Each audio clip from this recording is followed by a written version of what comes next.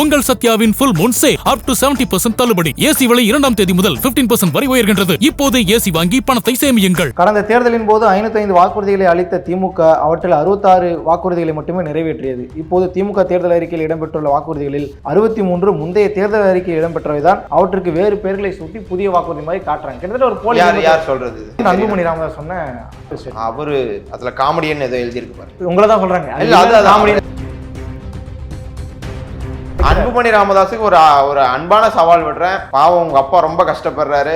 அப்பாவே பாத்துக்க முடியல. நீங்க வந்து எங்க தேர்தல் அறிக்கையை பார்த்து 66 வாக்குறுதின்னு கண்டுபிடிக்கிறதுக்கு வந்துட்டீங்க. சரி, வாழ்த்துக்கள். நீங்க மாநிலங்களவை உறுப்பினரா போய் தேர்ந்தாகி எவ்வளவு அட்டனன்ஸ் இருக்கா? அந்த மாநிலங்களவை உறுப்பினர்லே ஒஸ்ட் பர்ஃபார்மன்ஸ் அட்டனன்ஸ்ல இவர் தான். இவர் வந்து ஒஸ்ட் பர்ஃபார்மன்ஸ். இவர் பெஸ்ட் பர்ஃபார்மரா இருக்கக்கூடிய தமிழ்நாடை பார்த்து எங்களுடைய தலைவரை பார்த்து விமர்சிப்பதற்கு அவருக்கு எந்த தகுதியும் கிடையாது. நம்ம இம்ப்ளிமெண்ட் பண்றது வெறும் சென்னைக்கோ கோவைக்கோ திருச்சிக்கோ கிடையாது. சென்னை கிடையாது, ஒட்டுமொத்த தமிழ்நாடு ஃபுல்லா ஒரு பள்ளி. எல்லா இடத்துலயும் உடற்கல்வித்துறை ஆசிரியர் இருக்கிறார். இல்லாத பள்ளிக்கூடத்துல நீங்க காட்டுங்கன்னு நான் சொல்றேன். எல்லாமே ஷுவர், எல்லாம் ஷுவர். சரி, நம்ம அடுத்த அமர்வுல எங்க இல்லன்றத பட்டியல் நம்ம எடுப்போம். பட்டியல் எடுங்க. தனியாவே நம்ம விவாதிக்கலாம். கண்டிப்பா விவாதிக்கலாம். விவாதத்துக்கு நான் தயார். பயந்து ஓடுறதுக்கு நான் அதிமுக காரங்க கிடையாது. திமுக குரலா பேசிருக்கீங்க, நான் பதிவு நிச்சயமா கண்டிப்பா. உங்க வீட்டுக்கு என்ன தேவையோ உபயோகரமாக நீங்க வாங்கிக்கோங்கன்னு சொல்றோம். அது இலவசங்கள் கிடையாது, மக்களுக்கு தரக்கூடிய ஒரு அன்பளிப்பு. என்ன எடுத்துட்டு போங்க, அது வந்து ஒரு கூப்பன். ஓ, நீங்க ஒரு இடத்துல போய் வாங்குறதுக்கான லஞ்சம் சொல்லாம இல்ல, அன்பளிப்பு லஞ்சம் அது நீங்க அதிமுக சொல்லலாம். சொல்லலாம் உண்மையா? ஆமா, ஃப்ரிட்ஜை நீங்க சொல்லுங்க. அது திமுக கொடுத்தா அது அன்பளிப்பு, அதிமுக கொடுத்தா லஞ்சம். இலவச பேருந்து பயணம் பெண்களுக்குன்னு சொன்னோம். அங்க பார்த்தா ஆண்களுக்கு இலவசம்ன்றாங்க. இப்படி மாறி மாறி அது திரும்ப அங்கதான் வர மாறி மாறி நீங்க வந்து ஆஃபர் கொடுத்துக்கிட்டே இருக்குது. மாறி மாறி ஆஃபர் கொடுக்குறது. 2016ல சொன்னதை செஞ்சாங்களான்னு நான் கேக்குறேன். 2 கம்பெனிங்க வந்து செல்போன் கொடுக்குறேன்னு சொன்னாங்க, கொடுத்தாங்களா? கார்டெக்ஸ் கூப்பன் கொடுக்குறேன்னு நாங்க கொடுத்தாங்களா நான் கேக்குறேன். நாங்க செஞ்சிருக்கோம், திரும்பி கேக்குறோம். மக்கள் வாடிக்கையாளர் திரும்பியும் கேக்குறாங்க. மக்கள் வாடிக்கையாளரா வாக்காளர்களா? ஓபனிஸ்ல எங்க இருக்காரு? உங்க கூட தான் இருக்காரு. நீதியின் பின்னால் நின்ற ஒரு நீதி வெல்ல வேண்டும், தர்மம் வெல்ல வேண்டும் என்று நினைத்த ஒருவர் திமுக பின்னாடி இருக்காரு. ஓபிஎஸ் கடந்த காலத்துல ஸ்டாலின் என்னென்னலாம் பேசியிருக்காரு. எதிரெதிர் முகாம்ல இருக்கிறப்போ புனிதமாயிட்டாரா திமுக?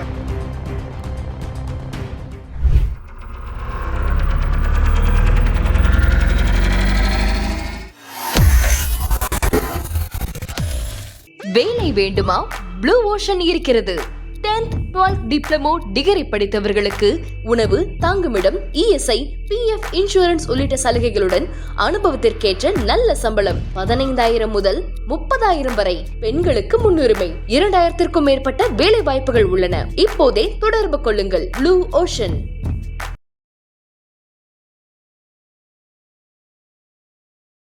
ஐத்தமிழ் நேயர்களுக்கு வணக்கம். என்ற நேர்காணலில் நம்மோடு இணைந்திருக்கிறார் திமுக செய்தி தொடர்பாளர் திரு ரஜினி அவர்கள். சமகால அரசியல் நிகழ்வுகள் குறித்து நம்ம பேசியிருக்கோம். வணக்கம் ரஜினி. வணக்கம். தேர்தல் பரப்புரை பிரச்சாரங்கள்லாம் நேற்று 2 நாளாவே ரொம்ப கடுமையாக நடந்துகிட்டு இருக்கு.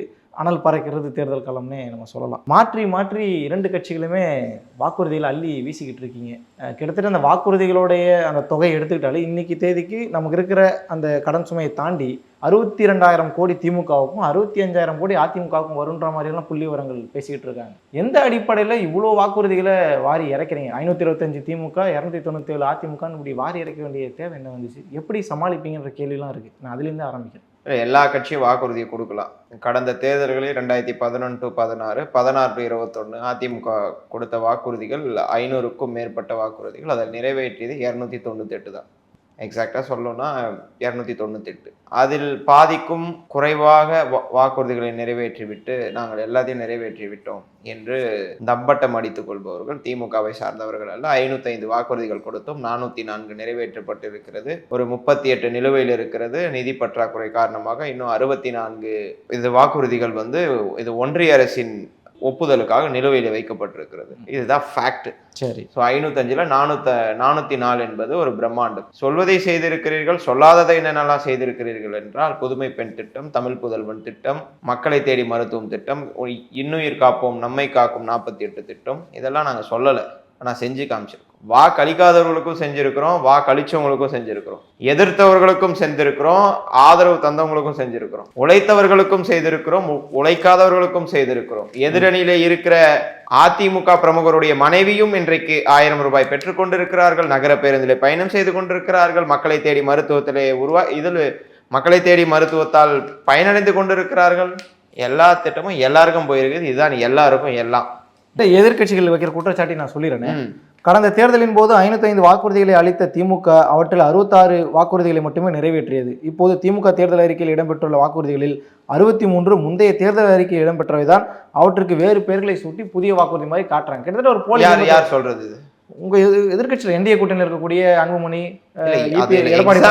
இந்த ஸ்டேட்மெண்ட் யார்? இந்த ஸ்டேட்மெண்ட் அன்புமணி ராமதாஸ் சொன்ன அபிஷியல் ஸ்டேட்மெண்ட். அவரு அதுல காமெடியன் ஏதோ எழுதியிருக்கு பாருங்க, அது தெரியல எனக்கு. அது யாருக்கு எழுதுன்னு உங்களை தான் சொல்றாங்க. வாக்குறுதியே வில்லன் காமெடின்றாங்க. அது ஹீரோ கிடையாது. ஹீரோ கிடையாது, காமெடியன் வந்து அவங்க. இது வில்லன் வந்து இபிஎஸ், ஹீரோ வந்து நாங்க. அவர் வில்லன் காமெடின்னு கூடவே வச்சுன்னு சொல்லுவேன். ஏன் நான் சொல்றேன்னா, நான் வந்து வேலிடா சொல்றேன். அன்புமணி ராமதாஸ் அவர்கள் எடப்பாடி பழனிசாமி கவுன்சிலர் கூட தகுதி இல்லைன்னு சொல்லிட்டு ஆளுநர்கிட்டலாம் போய் புகார் கொடுத்துட்டு வந்தாரு. இந்த ஆளு ஆட்சியில ஊழல்லாம் பண்ணி மடிஞ்சு கிடக்கிறார், ஊழல்லே, இவர் மேல ஆக்ஷன் எடுங்கன்னு சொல்லி ரோசையா இருக்கிறப்ப கொடுத்தாரு, பன்வாரிலால் புரோஹித் இருக்கிறப்ப கொடுத்தாரு. 2003 ஊழல் புகார அதிமுக எதிராக எடுத்துட்டு போயிட்டு கொடுத்தது அன்புமணி ராமதாஸ் அவர்கள்.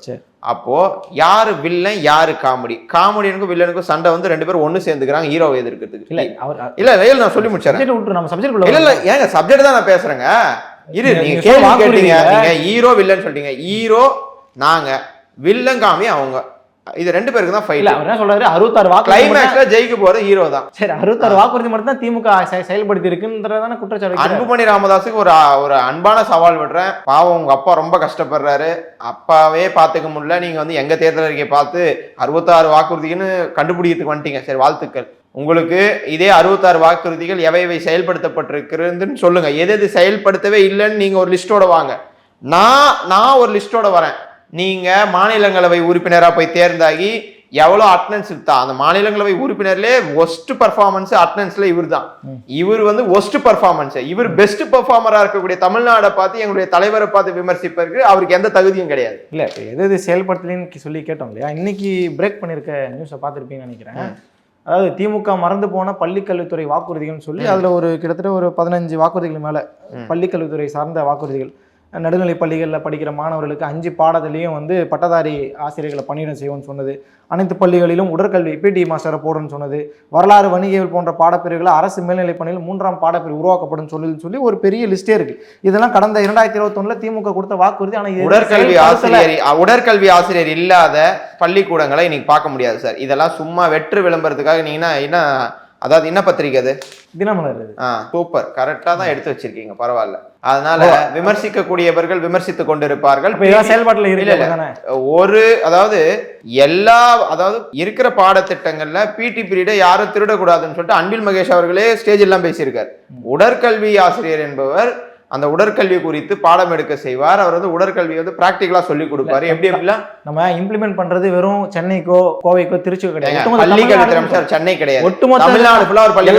எல்லா இடத்துலயும் உடற்கல்வித்துறை ஆசிரியர் இருக்கிறார். இல்லாத பள்ளிக்கூடத்துல நீங்க காட்டுங்கன்னு நான் சொல்றேன். எல்லாமே ஷுவர், எல்லாம் ஷுவர். சரி, நம்ம அடுத்த அமர்வுல எங்க இல்லைன்றத பட்டியல் நம்ம எடுப்போம். பட்டியல் எடுங்க, தனியாவே நம்ம விவாதிக்கலாம். நீங்க கண்டிப்பா விவாதிக்கலாம். விவாதத்துக்கு நான் தயார். பயந்து ஓடுறதுக்கு நான் அதிமுக காரங்க கிடையாது. திமுக குரலா பேசிருக்கீங்க, நான் பதிவு நிச்சயமா, கண்டிப்பா, உறுதியா. இந்த வாக்குறுதிகள்ல இப்ப திமுக கொடுத்த இந்த வாக்குறுதிகள்ல 8000 மதிப்புள்ள இல்லத்தரசி கூப்பன்கள் சொல்லி ஒரு விஷயத்த சொல்லியிருந்தேன். அந்த பக்கம் வந்து ஃப்ரிட்ஜ் கொடுக்கறதா சொல்லியிருந்தாங்க. எப்படி போட்டி போட்டுட்டு இலவசத்தை மட்டுமே கொடுத்தோம்னா மக்கள் என்னைக்கு அவங்க வாழ்க்கையை மேம்படுத்துவாங்கிற ஒரு கேள்வியை தொடர்ந்து அதுதான் இப்பதான் வந்து கரெக்டான பாயிண்ட் வந்துக்கிறாரு. இலவசங்களை அள்ளி தராதிங்க. திமுக கொடுக்கறது இலவசமே கிடையாது. மிக்சி, கிரைண்டர், ஃபேனு கொடுத்தாங்க, அது இலவசம். போன தேர்தலில் வாஷிங் மிஷின் தர போறேன்னு சொன்னது அது இலவசம். இந்த தேர்தல் வாக்குறுதியில ஃப்ரிட்ஜ் கொடுக்க போறது இலவசம்.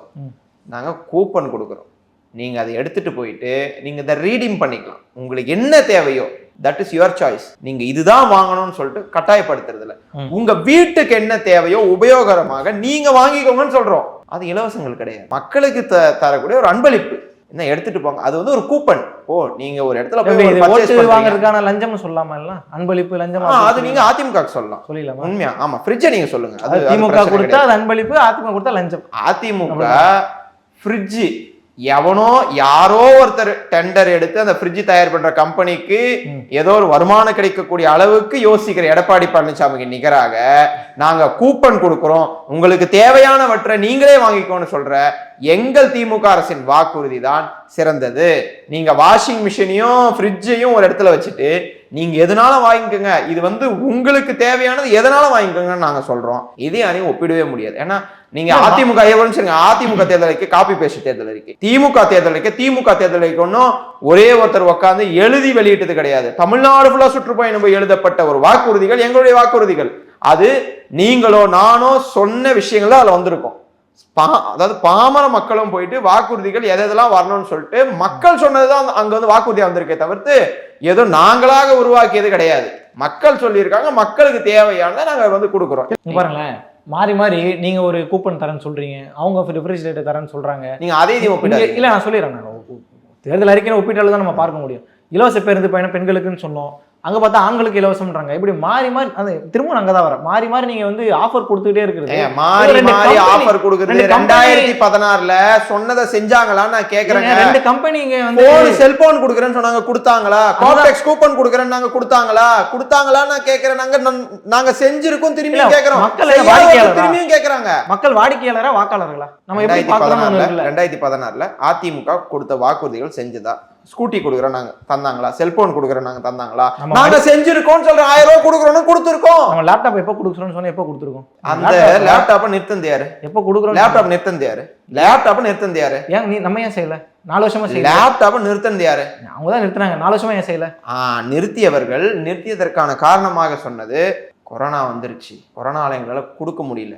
நாங்க ஆட்சிக்கு வரும்போது கொரோனாவே கிடையாது, கொரோனாலாம் முடிஞ்சுட்டா நாங்க ஆட்சிக்கு வந்தோம். 2வது அலை உச்சத்தில் இருந்தது. அதுல இருந்து வெளியே வர்றதுக்கே சில காலங்கள் ஆனது. ஒட்ட கஜானாவெல்லாம் காலி பண்ணிட்டு போயிட்டாங்க. அதுல இருந்து மீட்டோம் தமிழ்நாடு. மீட்டு ஒரு பூஜ்ஜியத்துல இருந்த பொருளாதார வளர்ச்சி இன்னைக்கு வந்து உச்சத்துக்கு கொண்டு வந்திருக்கோம் சார். இரட்டை இலக்கத்துல இவ்வளவு வந்து வளர்ச்சியை கொண்டு வந்திருக்கோம். நீங்க திரும்பியும் போயிட்டு அங்க போயிட்டு ஏன் நீங்க செஞ்சிருக்கோம், 10 லட்சம் பேர் கொடுத்துருக்குறோம், கொடுக்காமையே விட்டோம். நீங்க கொடுக்கவே இல்லைன்னா என்ன சார் சொன்னீங்க, செய்யவே இல்லையா? செஞ்சிருக்கோம் நான் சொல்றேன். நம்ம ஒரு குற்றச்சாட்டு இம்ப்ளிமெண்டட். அதிமுக 5 வருஷம் ஆட்சி காலகட்டத்துல 4 வருஷம் சும்மா வந்துட்டு அடுத்த 6 மாசம் எல்லாம் செய்யும்னு சொல்லுவாங்க. அது மாதிரி தானே பண்ணிருக்கோம் நம்மளும். அதிமுக ஆட்சி 10 ஆண்டு காலமாக ஆண்ட கட்சி. 5 ஆண்டு காலமாக அவங்க தான் ஆண்டாங்க, திரும்பி 5 ஆண்டு காலம் அவங்க தான் ஆண்டாங்க. அப்போ அவர்கள் எடுத்த ஸ்ட்ராட்டஜி வேற. ஆனா திமுக 10 ஆண்டுகளுக்கு பிறகு ஆட்சிக்கு வந்து இவ்வளவு பெரிய எல்லாத்துலயும் முன்னேற்றம் அடைந்திருக்கிறோம். மருத்துவத்துல முன்னேற்றம், மருத்துவ எண்ணிக்கையில முன்னேற்றம், கல்வியில முன்னேற்றம், உயர்கல்வியில முன்னேற்றம், பெண்கள் வளர்ச்சியில முன்னேற்றம், எல்லாத்துலயும் முன்னேற்றம் கண்டு இருக்கோம். முன்னேற்றம் கண்டு கொடுக்க முடியாத அப்படி நிறுத்தப்பட்ட ஒன்றை திமுக ஆட்சியில கொடுத்திருக்கிறோம் என்று நீங்க பார்ப்பதை விட அது நீங்க எண்டுல தானே கொடுத்தீங்க. நாங்க கொடுத்துருக்கோம் சார், அவங்க நிறுத்திட்டாங்க சார், அதை பார்க்க மாட்டீங்களே. அதை பாருங்க. நீங்க வந்து எடப்பாடி பழனிசாமியோட செய்தி தொடர்பாளர் எப்படி இருப்பாரோ அப்படின்னு முசாமில் மாறிட்டாரான்னு எனக்கு ஒரு சந்தேகமா இருக்கு. யாரு கொடுத்ததுன்ற எடப்பாடி பழனிசாமி சொல்ல மாட்டீங்க உங்க வாயில. அதை அவங்க நிறுத்தினாங்க. எவங்க? ஏன் வாயை தொடங்க சார். ஏன் நீங்க சொல்ல மாட்டீங்க? அதிமுகன்னு சொல்லுங்க. யாரும் ஒண்ணு கோச்சிக்க மாட்டாங்க, தைரியமா இருங்க. சரி, அதான் கேட்கிறேன். மாறி மாறி ஆஃபர் கொடுக்குறீங்க, நம்ம வாடிக்கையாளரா பாக்குறோமா வாக்காளர்களா பாக்குறோமா? அதுதான் நான் திருப்பி ஒரே கேள்விய 10 டைரக்ஷன்ல இருந்து கேக்குறீங்க. ஆஃபர் திமுக என்பது செயல்படுத்தி அதை நடைமுறைப்படுத்திய ஒரு கட்சி, ஒரு ஆட்சி. அந்த ஆட்சி ஒரு வாக்குறுதியை சொல்றப்போ அந்த வாக்குறுதியை நிச்சயமா செயல்படுத்தும். ஆனா அதிமுக கொடுத்த வாக்குறுதிகளை பின்வாங்குவார்கள், செயல்படுத்த மாட்டார்கள். சும்மா வெற்று விளம்பரம் தான் அது. நீங்க வேணா பாருங்க, அது வெற்று விளம்பரம் தான். ஒண்ணு சொல்றது எதுவுமே செய்ய மாட்டாங்க. அதுல 23 இருந்து 24 வரையும் ஒண்ணு சொல்லியிருக்காங்க. வாக்குறுதி 21 24 மாநில சுயாட்சியை மீட்டு கொண்டு வருவோம்லாம் வாக்குறுதி சொல்லியிருக்காங்க. பாஜகவோட கூட்டணியில இருந்து சொல்லியிருக்காங்க. அதுதான் மாநில சுயாட்சி யார் கூட கூட்டணியில இருந்து கூட்டு வராங்க? பாஜகவுடைய கூட்டணியில இருந்து. மாநில சுயாட்சியை யார் எதிர்த்து கொண்டிருக்க, மாநில சுயாட்சிக்கு எதிராக யார் இருக்கிறாங்களோ அவங்கள கூட்டணியில வச்சுட்டு ஏதோ ஒரு அரசியல் விளம்பரத்துக்காக நம்ம செய்யலாமேன்னு சொல்லிட்டு செய்கிறதுலாம் தமிழ்நாட்டில் எடுபடாது. இது வந்து மக்கள் பார்த்து கொண்டுதான். மாநில சுயாட்சிக்கு என்று சட்டமன்றத்திலே தீர்மானம் நிறைவேற்றியது தலைவர் தளபதியார் அவர்கள். அப்படிப்பட்ட ஒரு இயக்கம் மாநில சுயாட்சி படி பேச திமுக தான் உரிமை இருக்கு, அதிமுக கிடையாது. இந்திய கூட்டணியில் இருக்கிறாங்க, நீங்க சொன்ன மாதிரி பாஜகவோட கூட்டணி இருக்கிறாங்க, சங் பரிவாரோட கூட்டணி இருக்கிறாங்க. அப்படி இருந்து மாநில சுயாட்சி பத்தி பேசுறாங்கன்னா அவங்களுக்கு இருந்தும் தேர்தலுக்காக இந்த பூச்சாண்டி எல்லாம் காட்டுறாங்கன்னா நீங்களே பாத்துக்கோங்க இவங்க எந்த மாதிரி ஆளுங்க. ஏன் எலெக்ஷன் தேர்தல் அறிக்கையில் தான் சொல்லணுமா? நாங்க காமன் மினிமம் ப்ரோக்ராம்னு போட்டோமே, கூட்டணியில நட்சத்திர ஓட்டில் உட்காந்துக்கிறப்ப அப்பயே சொல்லிருக்கலாமே, சார் எங்களுக்கு மாநில சுயாட்சி வேணும். அமித்ஷா கூட்டணி அனௌன்ஸ் பண்றாரு, இவர் அமைதியா உட்காந்துக்கிறேன், அப்ப மைக் பிடிச்சி சொல்லிருக்கலாமே எங்களுக்கு மாநில சுயாட்சி வேண்டும். மாநில சுயாட்சியில முரண்பட்டாங்க, கூட்டணி ஆட்சின்னு சொன்னாங்களா தமிழகத்துல? எங்கேயாவது அமித்ஷா கூட்டணி சேர்ந்து சீட்டு முடிவாரு அந்த ஆள் வாயை திறந்தாரா? எடப்பாடி பழனிசாமி ஒரு இடத்துல வாயை திறந்து எங்களுக்கு நீட் தேர்வில் இருந்து விலக்கு வேண்டும், எங்களுக்கு மாநில சுயாட்சி வேண்டும், நிதி பகிர்வில் வேண்டும், செஸ் வரி எங்களுக்கு வேண்டும், எங்களுக்கு வரியெல்லாம் எங்களுக்கு தமிழ்நாட்டுக்கு தரணும், கல்வியை மாநில பட்டியலில் சேர்க்கணும், இது எல்லாம் சொல்லிட்டு அதில் நாங்கள் காமன் மினிமம் ப்ரோக்ராம் போட்டீங்க, அட்லீஸ்ட் ஒரு எங்களுக்கு இதெல்லாம் செஞ்சு விடுங்க, கோரிக்கையாவது வச்சிங்களா? வரியாவது தாங்க, மாநில பட்டியலில் சேருங்க, கல்வியை மாநில பட்டியலில் கொண்டு வாங்க, பொதுப்பட்டியலேருந்து இது வெளியே விட்டுட்டு இது மாநில பட்டியலை கொண்டு வாங்க அப்படின்லாம் சொல்லிடலாமே. அப்ப ஏன் இப்ப சொல்றதுக்கான காரணம், ஏன்னா இப்ப தேர்தல் வருது. தேர்தல் வந்துட்டா இவங்க எப்படியும் மாறுவாங்க. பல நடிகர்கள் எல்லாம் இவர்களிடம் தோற்று போவார்கள், அந்த மாதிரி நடிப்புக்கு சொந்தக்காரர்கள். ஏன்னா அதுதான் நீங்க இப்ப சொன்னீங்க, அவங்கள கூட வச்சுட்டே இதை சொல்றாங்கன்னா செயல்படுத்த முடியாது. சும்மா போற போக்குல சொல்லி விட்டுட்டு தேர்தல் முடிஞ்சு தேர்தல் நம்ம ஆட்சிக்கு வர போறோம் சொன்னதை ஏதோ ஒன்று சொல்லுவோம். இல்ல 15 லட்சத்துக்கு இல்ல 15 லட்சம் என்ன 15 லட்சம் போடுறாங்களா அக்கௌண்ட்ல, அதுக்கப்புறம் இவரு சொன்னார்னு நினைக்கிறேன், ஒரு பேர் மறந்துட்டு, நிதின் கட்கரியாரோ, நாங்க வரமாட்டோம்னு நினைச்சோம், ஆட்சிக்கு வந்துட்டோம். வரமாட்டோம்னு நினைச்சு அந்த 15 லட்சத்தை சொன்னோம், நான் ஆட்சிக்கு வரும்னு எங்களுக்கே தெரியாது, நான் வந்துட்டோம், அது எப்படிங்க கொடுக்குறதுன்னு சொன்னார் பாருங்க. அதே தான் இங்கே நடக்கும். இவர்கள் ஆட்சிக்கு வரப்போறதுல இவங்களுக்கே தெரியும், அதனால ஏதோ ஒன்று சொல்லிட்டு போவோம். சொல்லி ஏதோ சில தொகுதிகள்லாம் ரொம்ப வீக்காக இருக்குது சார். உண்மையாகவே எனக்கு ரொம்ப அதிமுக ஒரு பெரிய கட்சி, ஒரு 18 சிட்டிங் அமைச்சர்கள் இருக்கக்கூடிய தொகுதிகளில் போட்டியிட பயந்து கொண்ட கட்சி. அப்படி பயந்துட்டு ஓடுறாங்க பார்த்தீங்களா, கூட்டணிக்கு தள்ளி விட்டுரு, அமைச்சர்கள் தொகுதி நமக்கு டெபாசிட் காலியாரு, கூட்டணிக்கு தள்ளி விட்டுரு, அவர் சைக்கிள்ல வராரு. ஒரே பார்வையில பயந்துட்டாங்கன்னு வச்சுங்க, உங்க பார்வையில பயந்துட்டாங்க, அவங்க பார்வையில எங்க கூட்டணி கட்சிகளே போதும் திமுக காலி பண்ணணும்னு நினைச்சிருக்கலாம். ஆமா, அவர் பாவம் சைக்கிள் ஓட்டுன்னு வர்றாரு, அவரை கூட்டு 3 அமைச்சர்கள் தொகுதியில நிக்க வைக்கிறார். அவரு உண்மையாவே அண்ணன் ஜி.கே. வாசன் ஐயா மூப்பனார் மீது எனக்கு ரொம்ப மரியாதை இருக்கிறது. அவர் பழம்பெரும் தலைவர். அவர் ஏதோ வராருன்னா அவரை கூட்டு ஒரு தொகுதியில சிட்டிங் அமைச்சர்கள் தொகுதியில நிக்க வச்சுட்டு நீங்க நில்லுனா, ஏன் அதிமுக தைரியம் இல்லையா? அதிமுக கேண்டிடேட்ஸ் இல்லையா? ஏன் அச்சப்படுறீங்க? தைரியமா நில்லுங்க சார். சிட்டிங் அமைச்சர்கள் எல்லாம் ஊழலிலே மடிந்து கிடந்தவர்கள், அதை அதிமுக எதிர்த்து நிக்க வைங்க உங்க கேண்டிடேட்டை. ஒருத்தர் கூட்டணி தள்ளி விட்டு இவர் ஜாலியா எங்கெங்கெல்லாம் டெபாசிட் கிடைக்குமோ அங்கெல்லாம் போய் நின்ட்டார். டெபாசிட் காலியாரெல்லாம் இப்படி தள்ளி விட்டார். நான் டெபாசிட் தான் டெபாசிட்டுக்கு போராடி இருக்கேன். ஆமா, டெபாசிட்டுக்கு அதிமுக போராடி கொண்டு இந்த அளவுக்கு குறைச்ச மதிப்புறதெல்லாம் சார் 2021 இல்ல சார், இல்ல 2021 உங்களுக்கு வெற்றி 33.4 உங்களுக்கு 37 தான். Super sir. யார் அங்க ஒருங்கிணைப்பாளர் சார்? அப்போ அதிமுக ஒருங்கிணைப்பாளர் ஓபிஎஸ்.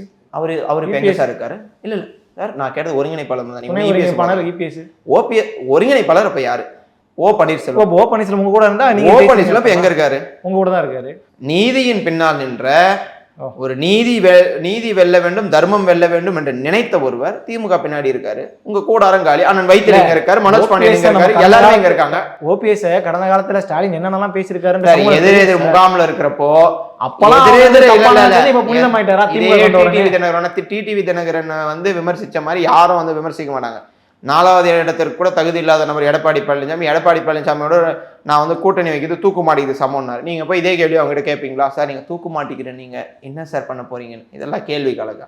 பாவம் அவர் ஏதோ கோர்ட்ல எல்லாம் முடிச்சுட்டாங்க, டெல்லி கோர்ட்ல ஒரு கேஸ் இருந்துச்சு, பாஜக இதை இழுத்து அவங்க கணக்குல தேமுதிக கடந்த தேர்தல் 60 சீட்டு 60ல ஒண்ணுமே ஜெயிக்கல, 0.11 தான் அவங்க பர்சன்டேஜ் இருந்துச்சு. அவங்களுக்கு 10+1. நீங்க வச்சிருக்கீங்க. திருமாவளவன் முகம் சரியில்லை, அவர் வெளிப்படையா பேசுறாரு, அவர் பார்க்கும்போதே ரொம்ப நமக்கே பரிதாபமா இருக்கு. 8 சீட்டை கொடுத்து நீ ஓரம் உட்கார வச்சிருக்கீங்க. எல்லா கூட்டணி கட்சிகளும் ஓரம் உட்கார சொல்றேன் தோழமையோட உங்களோட தோழமையோட தாங்க இருக்காரு. கூட்டணி கட்சிகள்ல இருக்கக்கூடிய எல்லாருக்குமே சீட்டை குறைச்சிட்டீங்க, எல்லாருமே அதிருப்தியில் இருக்கிறாங்க. அந்த சைடு பார்த்தா எல்லாருமே நல்லபடியா இயங்கிட்டு இருக்காங்க. என்டிஏ கூட்டணி உறுதியா இருக்கு. புரட்சி பாரதம் ரொம்ப நல்லா இயங்கிட்டு இருக்கு. புரட்சி பாரதம் எல்லாமே நல்லா இருக்கு. புரட்சி பாரதம் அதிமுகவுடைய வெற்றி தீர்மானம். அதுக்கு எல்லாம் சொல்லிருக்க கூடாது, ஒரு சில கட்சிகளை தவிர்த்துன்னு சொல்லி ஒரு கட்சி வேற யாரு இருக்க போறா பெருசா? இன்னைக்கு 4 கட்சிக்கு 4 சீட்டு கேட்டதா சொல்றாங்க, கொடுக்கல. சந்தோஷமா? உலக வரலாற்றை நான் பார்த்த வரையும் கூட்டணி கட்சி கொண்டு வந்துட்டு கூட்டணி கட்சியில இருக்கிற ஒரு கட்சியோட சின்னத்துல ஒரு வேட்பாளர், கூட்டணி கட்சியில இருக்கிற இன்னொரு சின்னத்துல இன்னொரு வேட்பாளர். தாமரை ஏன் உள்ள வருது? திமுக கூட்டணி உதயசூரியன் சிம்பிள், அதுல எங்க கூட்டணி கட்சி நிக்கிறாங்க. ஏசிஎஸ் சார்பா போட்டியிடுற 2 வேட்பாளர்கள், ஒருத்தர் இரட்டை இலை, ஒருத்தர் தாமரை. அதே மாதிரி சில கட்சிகள்ல வந்து சின்னத்துக்கு சில பேர் தாமரையில நிக்கிறாங்க. அது இரட்டை இலை என்பது ரொம்ப கம்மி தான், தாமரையில் நிக்கிறாங்க. இதுல என்ன நீங்க அதிமுக தலைமையிலான கூட்டணி, இங்க வந்து என்ன தலைமை சிம்பிளே நிக்க மாட்டாங்களே உங்க சிம்பிள். இதுல என்ன அதிமுக தலைமையிலான கூட்டணி, இங்க திமுக தலைமையிலான கூட்டணி, திமுக சிம்பிள்ல நிக்கிறாங்க. நியாயமான கேள்வி. திருமாவளவன் என்ன சொன்னாரு, சின்ன கட்சியா இருந்தாலும் அந்த கட்சியினுடைய சின்னத்துல போட்டி ஆசைப்பட்டு அவங்களுக்கு கொடுக்கறது தான் ஜனநாயகம் பேசினார்ல. நம்ம அப்படி கொடுத்து வச்சிருக்கோம். பேச்சுவார்த்தை நடக்கிறப்ப நாங்க உதயசூரியன் தான் நிக்க வைக்கிறோம். மாமா உதயசூரியன் அப்படி எல்லாம் அவங்க சின்னத்துல நிக்கணும். மாமாக்கு சுயேட்சையான வேட்பாளர் இருக்காங்க, 2 பேர் இருக்காங்கல்ல, அவங்களுக்கு அவன் தனி சின்னத்துல நிக்க வேண்டியதானே. யாரு மனிதநேய மக்கள் கட்சி. ஏன்னா குறிப்பிட்ட நிறைய பேர் சொல்லலாமே, தமிழ் மன்சாரியா இருக்கட்டும், எஸ்டிபியா இருக்கட்டும். ஒரு சில கட்சிகளுக்கு, அங்கீகரிக்கப்பட்ட கட்சிகளுக்கு சின்னம் தேர்தல் ஆணையத்தால் வழங்கப்பட்டிருக்கும். கொட்டு முரசு சின்னம் என்பது கேப்டன் விஜயகாந்த் இருக்கிறப்ப அவங்களுக்கு அந்த சின்னம், சரி, அவங்க அதுல நிக்கணும். இப்போ மதிமுகக்கு ஒரு தொகுதியில அவர்கள் நிக்கிறேன்னு சொல்லிட்டாங்க சீர்காழி, மீதி 3 உதயசூரியன் நிக்கிறேன்னு அவர்களே வந்து ஒப்புக்கொண்டு இருக்கிறார்கள். நீங்க இது திமுகல கூட்டு வந்துட்டு நீங்க 2 பேர் உதயசூரியன் நில்லுங்க, நீங்க 2 பேர் கை சின்னத்தில் நில்லுங்க இப்படின்னு சொல்ல முடியுமா? இது சொன்னா எந்த மாதிரி ஆகும்? தமிழ்நாட்டு அரசியல்ல அவங்களுக்குள்ள எந்த அளவுக்கு மியூச்சுவல் அண்டர்ஸ்டாண்டிங் இருக்கு, மியூச்சுவல் அண்டர்ஸ்டாண்டிங் இருக்குல்ல, அந்த மியூச்சுவல் அண்டர்ஸ்டாண்டிங் எங்க போய் முடியும்னா, முதலமைச்சர் வேட்பாளராக நிதிஷ்குமாருக்கு பீகார்ல வாக்கு தாருங்கள் என்று கேட்டாங்க பாருங்க, அவரை 4 மாசத்துல காலி பண்ணிட்டாங்க. இவர் 4 நாள் கூட தாங்க மாட்டார், சிலுவம்பாளையத்துக்கு அனுப்பிச்சு விட்டுருவாங்க. அந்த நிலைமையில தான் 4 வருஷம் ஆட்சி நடத்தினாங்க. எப்போ 4 வருஷம் ஆட்சி நடத்துறோன்னே இந்த மாதிரி ஒரு அண்டர்ஸ்டாண்டிங் பாஜக நெருக்கத்தில் தான் இருந்தாங்க. அப்போ அவங்க சம்பந்திங்களுக்கெல்லாம் ரைடு அனுப்பல. அப்போ வேலுமணி வீடு, தங்கமணி வீட்டுல ஒன்றும் அந்த ரைடு நடத்தல. இப்ப எல்லாம் ரைடு நடத்தி இறுக்கி பிடிச்சி வச்சுக்கிறாங்க. நீ போறியா இல்ல ரைடு அடிக்கவா, அவ்வளோ ஃபினிஷ்டு. அப்போ தமிழ்நாட்டு மக்கள்லாம் புரிஞ்சுக்கணும், எதிரில் நின்னாலும் அடுத்த முதல்வர் வேட்பாளர் இன்னி வரையும் சொல்லாத ஒருத்தர் முதல்வர் வேட்பாளராக இருக்காரு.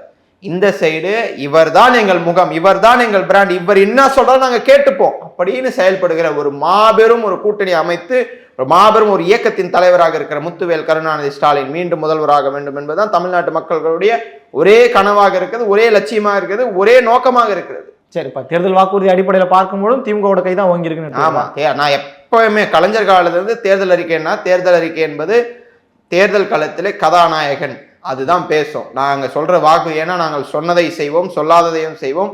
சொன்னவற்றை செய்ய முடியவில்லை என்றாலும் அதை நடைமுறைப்படுத்தி எப்படியாவது அதாவது அந்த விடுபட்ட வாக்குறுதிகளை இறுதி வரையும் முயற்சிப்போம். ஒன்றிய அரசு அதை செயல்படுத்த விட மாட்டேங்குது, கடைசி வரை பிரஷர் போடுவோம். அதை முடியல அப்படின்னாலும் கடைசி வரையில் கோரிக்கை வைத்தாவது அதை நாங்கள் நிறைவேற்றுவோம். நீட் தேர்வு சொன்னாங்க, நீட் தேர்வு அப்படியே இப்போ எல்லாமே நீட் தேர்வு திமுக ரகசியத்தை சொன்னது. ஆமாம், சட்டமன்றத்தில் 2 முறை வந்து தீர்மானம் நிறைவேற்றப்பட்டு குடியரசுத் தலைவரையும் போச்சு. குடியரசுத் தலைவரிடம் யார் அதுக்கு அனுமதி கொடுக்காம நிப்பாட்டினது? குடியரசுத் தலைவர் மாளிகையில் எங்க சிஎம் இருக்காரு. உங்களுக்கு புரோட்டோகால் தெரியும், எப்படி இந்த நீட்டை ஒழிக்கணும்னா ஒரே கையெழுத்துல ஒழிக்க முடியாதுன்றது உங்களுக்கு நல்லா தெரியும். ஆனா ஏன் பிரச்சாரம் ஒரு கையெழுத்து? சரியான கேள்வி கிடையாது. அப்ப ஆளுநர் ரவின்னு ஒருத்தர் வருவாரு, அவர் கையெழுத்து போடாத பெண்டிங்ல போடுவாரு, அவரை சரி செய்யணும், அவர்கிட்ட போய் மல்லு கட்டணும்னு அன்னைக்கு திமுக தெரியாது. அந்த மாதிரி ஒருத்தர் வருவாரு. 2024 இருங்க, நான் சொல்லி முடிச்சாரு இருங்க. மோடி அரசு இவ்வளவு வன்மமாக மாநில அரசு தருவதை ஏற்றுக்கொள்வதுதான் மத்திய அரசுடைய, ஒன்றிய அரசினுடைய கடமை. அவர்கள் அதை மறந்துவிட்டு இவ்வளவு வன்மத்தோடு செயல்படுவார்கள் என்று ஆட்சிக்கு வரும் வரையில் திமுகவுக்கு தெரியாது. ஆனால் அவர்கள் இவ்வளவு வன்மமாக இருக்கிற காரணம் தெரிந்ததுனால்தான் நீட் இன்று வரையில் ஒழிக்க முடியவில்லை. ஆனா இன்னைக்கு சொல்றேன், 2024 ஆட்சி மாற்றம் எங்க வரையும் போகணும், 2029 ஒன்றியத்துல ஆட்சி மாற்றம் வந்து அன்னைக்கு சொல்றோம் பாருங்க, அன்னைக்கு நீட்டை ஒழிச்சிட்டு இதே முசாமில் கிட்ட நான் உட்காந்து பேசுவேன் நீட் ஒழிந்தது என்று. அது வரையில் திராவிட முன்னேற்ற கழகத்தின் பயணம் தொடரும். இது ஒரு புரட்சி. இன்னைக்கு திமுக வந்து இங்க ஆட்சி அமைக்கிறது என்று சொன்னால் அடுத்து ஒன்றிய ஆட்சி மாற வேண்டும், அதற்கான ஒரு அச்சாரம் தான் இங்க.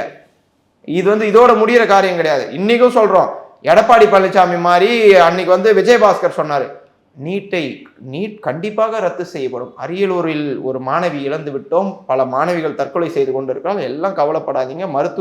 அன்னைக்கு மருத்துவத்துறை அமைச்சராக இருந்த அண்ணன் விஜயபாஸ்கர் கிளியரா சொன்னார், நீட்டை நாங்கள் நிச்சயமாக ஒழிப்போம் சொன்னார். எடப்பாடி பழனிசாமி சொன்னார், நீட் என்பது ரத்து செய்யப்பட வேண்டிய ஒன்றுன்னு சொன்னார். ஏன் போய் பக்கத்தில் உட்காந்துக்கிறீங்களே, சும்மா காதலியாவது சொல்லலாம்ல. சரி, அதை கொஞ்சம் நீட்டு எங்களுக்கு வேணான்னு வந்து நிறைய பேர் சூசைட் பண்ணிக்கிறாங்க, முடியல. மெட்ரிகுலேஷனில் படிக்கிற மாணவிகளால் இது பண்ண முடியல. நீட்டை வந்து ரத்து பண்ணுங்கன்னு சொல்லலாம் சார். நாங்கள் சொன்னால் கேட்கல, எங்கள் கூட்டணியில் இல்லை, அவர்கள் எங்களுக்கு எதிராக செயல்படுகிறார், நீங்கள் தமிழ்நாட்டோட எதிர்க்கட்சி தலைவர் நீங்கள் சொல்லி கொண்டு வாங்க. என்ன கேள்வினா, நீட்டை ஒழிக்கிறதுல ஓகே, அதில் யாருமே மாறுபடலை, அவங்களும் மாறுபட மாட்டாங்கன்னு நான் நினைக்கிறேன். அவங்க இடஒதுக்கீடு ஒன்று கொண்டு வந்தாங்களே தெரியுங்களா, நமக்கு 7.5 கொண்டு வந்தாங்களே, அதை நம்ம ஒரு 10 ஆக்கியிருக்கலாம், ஏன் ஆக்கல? அதாவது இடஒதுக்கீடு என்பது நீங்கள் சொல்கிற மாதிரி 7.5%, நீங்கள் அதுதான் நான் சொன்னேன். அதிமுக வந்து அந்த இடஒதுக்கீடை எப்படியெல்லாம் மருத்துவ மாணவர்களுக்கு இடஒதுக்கீடை நாங்கள் தான் கொண்டு வந்தோம்னு கொண்டு வருவாங்க. வன்னியர்களுக்கு 10.5% இடஒதுக்கீடை நாங்கள் தான் கொண்டு வந்தோம், அது இம்ப்ளிமெண்ட்லாம் ஆகலை. ஆனால் அவங்க ஒரு விஷயத்தை இனிஷியேட் பண்ணிட்டு அதற்கு நாங்கள் தான் ஸ்டிக்கர் ஒட்டிப்பாங்க. கோயம்புத்தூரில் அந்த ஜிடி நாயுடு இது மேம்பாலம், அதை அடிகள் நாட்டுதோட சரி, அந்த பணிகளை அவங்க ஆட்சி முடிகிறப்போ தொடங்க கூட கிடையாது, சும்மா ஏதோ ஸ்டார்ட் பண்ணிட்டு விட்டு போயிட்டாங்க. ஆனால் அதை முழுமை பெற வைத்தது திராவிட மாடல் அரசு. நாங்கள் பாலம் கட்டி முடிஞ்சோடனே சொல்லிட்டோம், இது எங்கள் ஆட்சியில் துவங்கப்பட்டது, உங்கள் ஆட்சியில் தொடங்கினது, தொடங்கி உங்கள் ஆட்சியில் திரும்பி உங்கள் ஆட்சி தொடர்ந்து இருந்து அது முடியுமானா அது இன்னும் 10 வருஷம் இழுத்துருப்பீங்க, இல்லை இதை முடிஞ்சிருது அதோ முடிஞ்சிருதுன்னு சொல்லி இன்னைக்கு எவ்வளவு திட்டங்கள் செயல்படுத்திருப்பா. நீங்க அவங்க பேசுறதெல்லாம் நீங்க இவர்கள் இப்படி பேசுறாங்க, இவங்க இவ்வளவு போய் சொல்றாங்க. பாலமோ 10.5 இப்ப நம்ம நீட்டோடைய அளவுக்கு சென்சிட்டிவான்னு கேட்டா உங்களுக்கே தெரியாது, இதை விட பெரிய பிரச்சனை தான் போய்கிட்டு இருக்கு. ஏன்னா உயிர் சம்பந்தப்பட்ட பிரச்சனைகள். அப்படி இருக்கும்போது அவங்க பண்ணதை நம்ம இம்ப்ளிமெண்ட் பண்ணிருக்கலாமே, அதுவே பெரிய ப்ராஃபிட் தானே நமக்கு. ஒரு 100 பேர் போற இடத்துல இம்ப்ளிமெண்ட் 10% பண்ணியிருந்தா ஒரு 150 பேர் போயிருப்பாங்கல்ல, அதை நம்ம பண்ணாம அவங்களே குறை சொல்லிட்டு இருந்தா. எதுவுமே திமுக ஆட்சியில வந்து எந்த விஷயமானாலும் இருக்கட்டும் சார், ஆராய்ந்து வல்லுநர்கள் போட்டு இப்போ கூட வந்து ஆணவ படுகொலைகளுக்கு ஒரு கமிஷன் போட்டோம். அந்த கமிஷன் தர ரிப்போர்ட் பேஸ் பண்ணி அதுக்கான அடுத்த கட்ட நடவடிக்கைகளை எடுத்தோம். இன்னைக்கு மாநில சுயாட்சிக்கும் ஒரு கமிஷன் போட்டோம். அந்த மாதிரி ஒரு குழு அமைத்து அதை ஆராய்ந்து அதற்கான தேவை இருக்கும் பட்சத்தில் திமுக அரசு நிச்சயமாக செயல்படும். இறுதியாக இந்த கேள்வி நிறைய செய்கிறேன். களத்தில் அதிமுக மட்டும் கிடையாது, இன்னும் ஒரு 2 கட்சிகளும் இருக்காங்க, நாம் தமிழர் கட்சியும் தாவேகவும். இவங்கெல்லாம் தேர்தலில் உங்களுக்கு பெரிய டஃப்பாக இருப்பாங்கன்னு நினைக்கிறீங்களா? டஃப்லாம் இல்லை சார், டஃப்லாம் இல்லையா? இரு நீங்க பாஜக திமுக போட்டி, அதாவது தமிழ்நாட்டுக்கும் போட்டாரு பக்கம், தமிழ்நாட்டுக்கும் டெல்லிக்குமான போட்டி, இதுதான் வந்து எல்லாருக்கும் தெரியும். தமிழ்நாட்டுக்கும் டெல்லிக்குமான போட்டி இல்லை. இவர் மும்பை வேற ஒருத்தரை பத்தி சொல்லி, அவர் மும்பையில வந்து ஏதோ வந்து வளகாப்பு போயிருக்காரு, ஒருவேளை மும்பைக்கும் தமிழ்நாட்டுக்குமான போட்டின்னு யாராவது வந்தா அதுக்கு நான் பொறுப்பு அல்ல. அவர்கள் சொன்னா அவங்க சொல்ல போறாங்க. எங்களை பொறுத்தவரை தமிழ்நாட்டுக்கும் டெல்லிக்குமான போட்டி, தமிழ்நாடு திமுக தான் தமிழ்நாடு வெல்லும் என்று நாங்கள் சொல்லிக் கொண்டு இருக்கிறோம். இதுல சக்தி இந்த மாதிரி மேட்டர்லாம் அந்த இல்லு சல்லுங்களுக்கெல்லாம் நான் பதில் சொல்லணும்னா எனக்கு அதுக்கான நேரமும் இல்லை. அவர்களுக்கு பதில் சொல்றதுக்கு அவங்க ஃபர்ஸ்ட் தேர்தல் ஆணையத்துக்கிட்ட போயிட்டு தேர்தல் ஆணையத்துக்கான ப்ராப்பரான ரிப்ளை தேர்தல் ஆணையத்துக்கிட்ட தர சொல்லுங்க, அவங்க அப்பதான் தேர்தலை நிற்க முடியும். நீங்க அதை பத்தி கேள்வி கேட்டீங்கன்னா, பூந்தமல்லியினுடைய வேட்பாளர் பாலியல் குற்றத்திலே வன்கொடுமையிலே புகார் அளிக்கப்பட்ட ஒரு வேட்பாளர், அதே மாதிரி வந்து வேறொரு கஞ்சா வழக்கில் உள்ளே போயிட்டு வந்தவர் இன்னொரு இதோடைய வேட்பாளர். அப்போது 2 வேட்பாளர்களை சொல்லியிருக்கேன், இன்னும் சில வேட்பாளர்கள் வந்து லிஸ்ட் எடுத்துட்டு உங்ககிட்ட வந்து அது அவர்கள் வேட்பாளர்களா இல்லை குற்றவாளிகளை எடுத்து வந்து நிறுத்திவிட்டு இவர்கள் தான் வேட்பாளர்கள் என்று சொல்லுகிற கட்சியா என்று நீங்களே முடிவு செய்தீர்கள். இந்த கட்சியை பற்றி நான் பேசணும் நீங்கள் எதிர்பார்க்கறது உள்ளபடியாக வேடிக்கையாக இருக்குது. நான் திமுக பற்றி பேசுகிறேன். எதிரணியில் இருக்கிற பாஜகனுடைய வஞ்சகம் பிடித்த பாஜகனுடைய அவர்கள் எப்படியெல்லாம் செஞ்சுட்டு வராலும் அதை பற்றி பேசுகிறேன். நீங்கள் குற்றவாளிகளை வேட்பாளராக இதை அறிவித்து குற்றம் செய்ய சொல்லி தூண்டுபவர்களை பற்றி என்னால் பேச முடியாது. சரி, பல்வேறு செய்திகளை பகிர்ந்துருக்கீங்க, மக்கள்கிட்ட சேர்க்கலாம், தெளிவடைக்கும். ரொம்ப நன்றி.